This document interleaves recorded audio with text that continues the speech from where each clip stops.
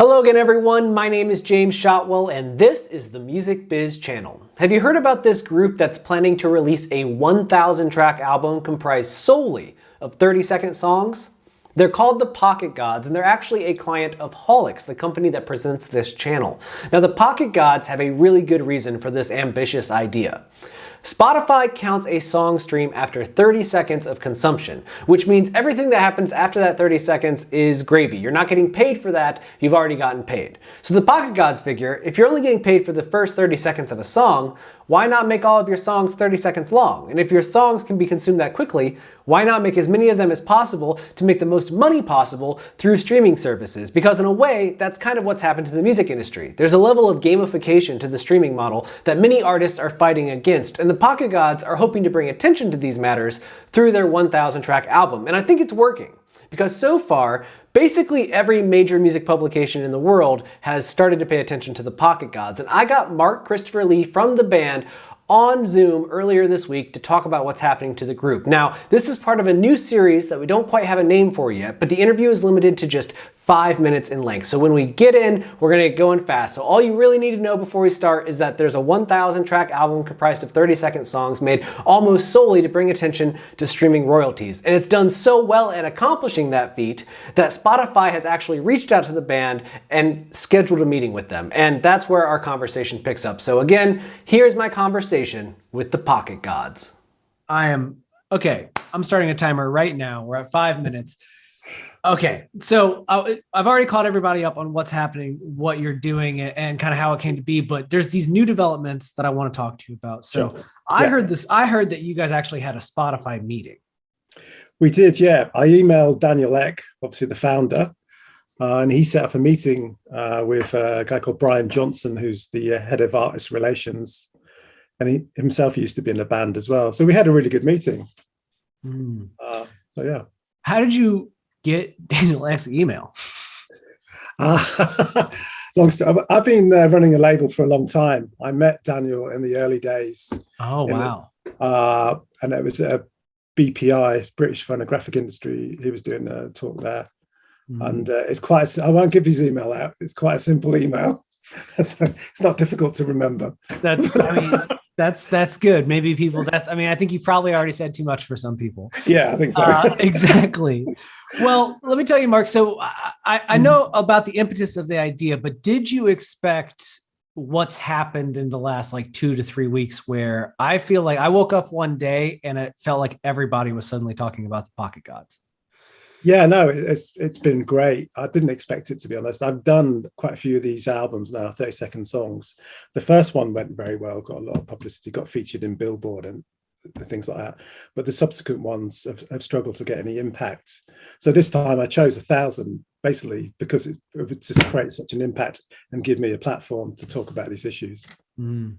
Who was the first bigger publication to kind of jump on it? I'm always curious how the snowball gets started, right? So who's the first big domino that kind of jumped on the story?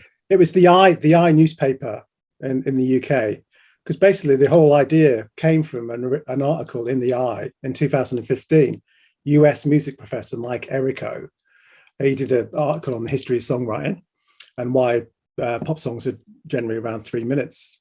And he said, why not adapt to streaming media? They pay out after 30 seconds. Why are artists not writing 30-second songs? So I took that idea and have expanded on it. So it goes back to the I. So the I was the first newspaper journalist there. And then it got picked up by Enemy and then Rolling Stone in the UK. And then since that, it's gone everywhere. So I love it. Now, I feel like the premise of a 30-second song sounds like something that I could, there's a part of me that's like, okay, I could figure out a 30-second song, maybe even 10 of them. But how many do you think you got through before you hit that first wall of 30-second songs? About 400. Okay. I mean, there are a lot of fillers. There's a lot of normal songs on there, in terms of having a chorus and a hook and things like that. There's some white noise I put on there. There's also some Morse code. I've taken a title, taken a sentence, converted that into Morse code, and played it on piano. So yeah, and there's quite a few instrumentals as well. But yeah, it's difficult to fill 1,000 tracks. Yeah. Absolutely. I can't imagine what was of the 1,000 or so. Yeah. I imagine that this is an opportunity where, as a creative person, at some point you're like, I guess we're just trying everything. So what was maybe the most kind of outlandish idea you tried for a track? Did you get to scratch that itch of the thing that you were like, I'm never going to find a use for that idea, and then here it is? Yeah, I mean, I guess that was the white noise, and I did some the periodic table, went through the elements, and basically just to see if I could get away with it, really. Mm-hmm. So I did that. I mean, it was actually brown noise, which is slightly different from white noise, and I actually created it. It's not just a loop or anything. It's actually unique brown noise. So getting away with that. And then there's a few writing songs about the X-Files, my favorite TV program. I mean, who's going to listen to that? Yeah. There you go. Then, it's madness. Let me ask you, I am curious, how has been adjusting to in a world of post 30-second songs? Sure. Yeah. Is there now a curve to write a full length song for you, because you worked your brain into figuring out 30-second songs? Yeah, I've been doing it today actually, and it feels like a prog rock track now. 3-minute song. It feels like, oh my, I'm starting to sound like Genesis now. It's like there's a bridge, there's a middle eight, there's a instrumental. It's like I don't have the luxury of that in a 30-second song. So.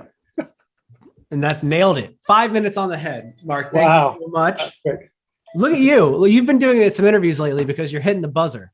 Yeah. You know how to plug a button, sir. Thank you. Okay. Thanks, James. Pretty great, right? I want to thank Mark Christopher Lee and the Pocket Gods for participating with us. And don't worry, I'll be back again soon with more conversations like this, more of these short little interviews, and a whole bunch of additional content. If you're new to music biz, this channel is all about helping you understand the modern music business. And that includes tutorials, that includes marketing training, that includes a whole bunch of stuff. We're here every single week bringing you content, and I want you to be a part of it because this community helps decide what we make going forward. So if you haven't done so already, please click the subscribe button down below. And if you have, thank you for your continuing support. It means the world to me. And until I see you next time, take care of yourself because you deserve it.